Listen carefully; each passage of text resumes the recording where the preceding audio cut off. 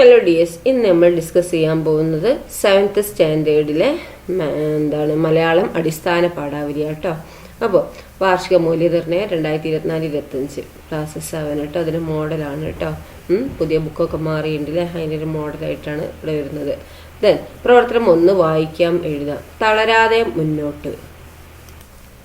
പ്രതിസന്ധികളിൽ തളരാതെ വെല്ലുവിളികളെ സധൈര്യം നേരിട്ട് ജീവിത ലക്ഷ്യം നേടിയെടുത്ത് ശാരിക സെറിബ്രൽ പാൾസിയെ അതിജീവിച്ച് ഇന്ത്യൻ സിവിൽ സർവീസിലെത്തുന്ന ആദ്യത്തെ വ്യക്തിയായി മാറിയിരിക്കുകയാണ് കോഴിക്കോട് കൊയിലാണ്ടി കീഴരിയൂർ സ്വദേശിനി ശാരിക എ.കെ. ജന്മനാ രോഗബാധിതയായ ശാരികയ്ക്ക് ജനനം മുതൽക്കേ പേശികളുടെ ചലനം സാധ്യമായിരുന്നില്ല. ശരീരം തളർന്ന് വീൽചെയറിലായെങ്കിലും ആഗ്രഹങ്ങൾക്ക് രോഗാവസ്ഥ തടസ്സമായില്ല. ഇടത് കൈയിലെ 3 വിരലുകൾ മാത്രമേ ചലിപ്പിക്കാൻ കഴിയുമായിരുന്നുള്ളൂ. എങ്കിലും ശാരികയുടെ ഇച്ഛാശക്തിക്ക് മുമ്പിൽ പ്രതിസന്ധികൾ വഴിമാറി. IAS-ൽ ഇടം പിടിക്കണമെന്നായിരുന്നു ശാരികയുടെ ചെറുപ്പം മുതൽക്കുള്ള ആഗ്രഹം. രോഗത്തെ ഓർത്ത് വിഷമിച്ചിരിക്കാതെ ഇച്ഛാശക്തി കൊണ്ട് പൊരുതി സിവിൽ സർവീസ് പരീക്ഷയിൽ 922 റാങ്ക് നേടിയിരിക്കുകയാണ് ശാരിക. പ്രാഥമിക പരീക്ഷയ്ക്ക് കോഴിക്കോട് സെൻട്രൽ അമ്മ എടുത്താണ് എത്തിച്ചത്. മാതാപിതാക്കളുടെയും സുഹൃത്തുക്കളുടെയും അധ്യാപകരുടെയും പിന്തുണയാണ് നേട്ടത്തിലേക്ക് എത്താൻ തന്നെ സഹായിച്ചതെന്നും തനിക്ക് മുമ്പിലുണ്ടായിരുന്ന സമയത്തെ ഫലപ്രദമായി വിനിയോഗിക്കുകയായിരുന്നുവെന്നും ശാരിക വ്യക്തമാക്കി. നമുക്ക് തീവ്രമായ ആഗ്രഹമുണ്ടെങ്കിൽ അത് നേടിയെടുക്കാൻ ലോകം നമ്മുടെ കൂടെ നിൽക്കുമെന്ന് തന്നെയാണ് ശാരികയ്ക്കും പറയുവാനുള്ളത്. അപ്പൊ നോക്കൂ, അതിൽ ഫസ്റ്റ് ക്വസ്റ്റ്യൻ, ശാരികയുടെ ജീവിത ലക്ഷ്യം എന്തായിരുന്നു? അവിടെ ഉണ്ട് ഓപ്ഷൻസ് അല്ലെ. IAS നേടുക എന്നുള്ളത് അല്ലെ. ശാരികയെ ബാധിച്ച അസുഖം ഏതാണ്? ശാരികയെ ബാധിച്ച സെറിബ്രൽ പാൾസി അല്ലെ. ദെൻ അസുഖത്തെ അതിജീവിച്ച് സിവിൽ സർവീസ് നേടാൻ ശാരികയ്ക്ക് സാധിച്ചത് എങ്ങനെയാണ്?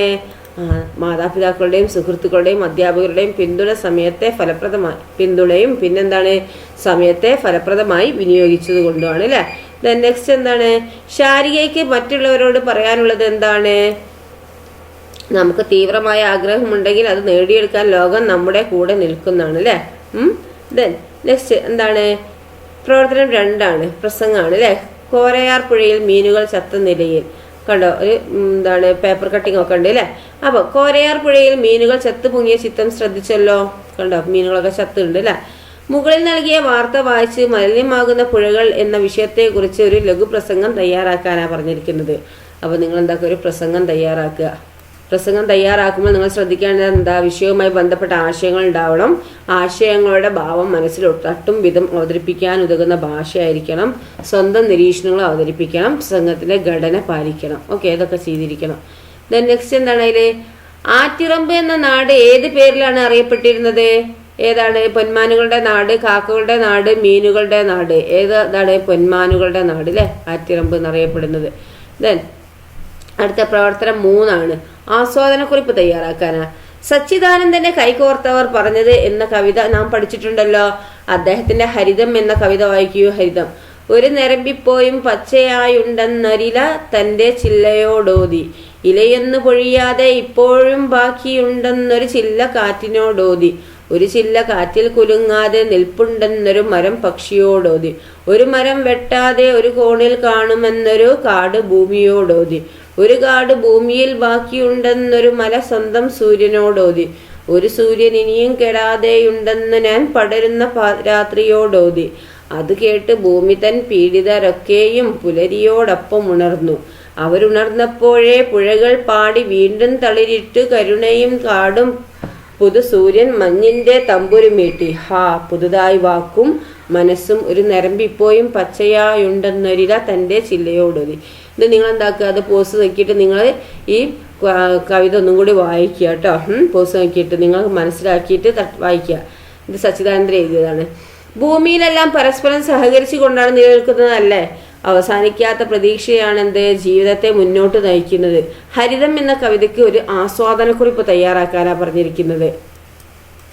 അപ്പോൾ ആസ്വാദനക്കുറിപ്പ് തയ്യാറാക്കുമ്പോൾ നിങ്ങൾ ശ്രദ്ധിക്കേണ്ട എന്താ? കവിതയുടെ ആശയങ്ങൾ എന്താണ്? സ്വാംശീകരിച്ച് അവതരിപ്പിക്കണം. ഉദാഹരണങ്ങളും തെളിവുകളും ചേർത്ത് സ്വന്തം നിരീക്ഷണങ്ങൾ അവതരിപ്പിക്കണം. കവിതയുടെ സൗന്ദര്യതലം, ആശയങ്ങളുടെ സമകാലിക പ്രസക്തി എന്നിവ കണ്ടെത്തി യുക്തിപൂർവ്വം അവതരിപ്പിക്കണം. ഉചിത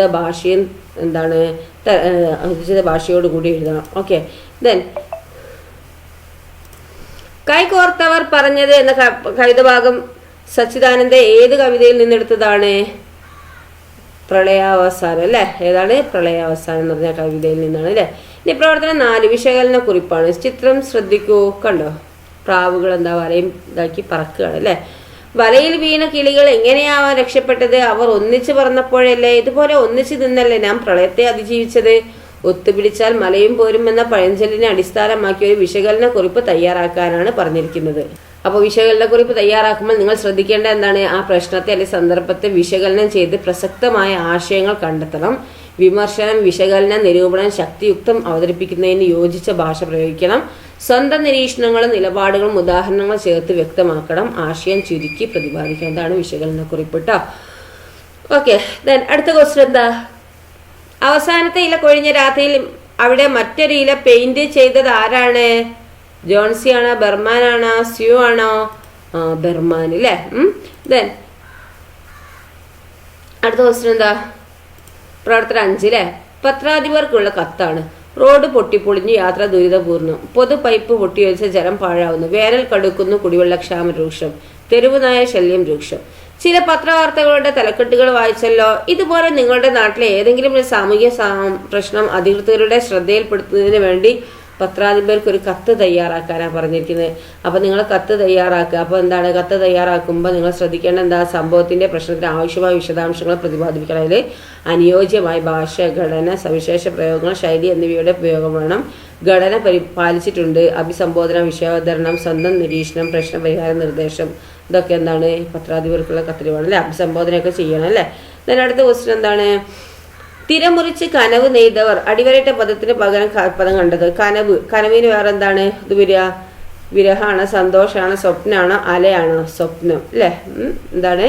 സ്വപ്നമാണ് അതിൻ്റെ മീനിങ് വരുന്നത് അല്ലേ? അടുത്ത എന്താണ്?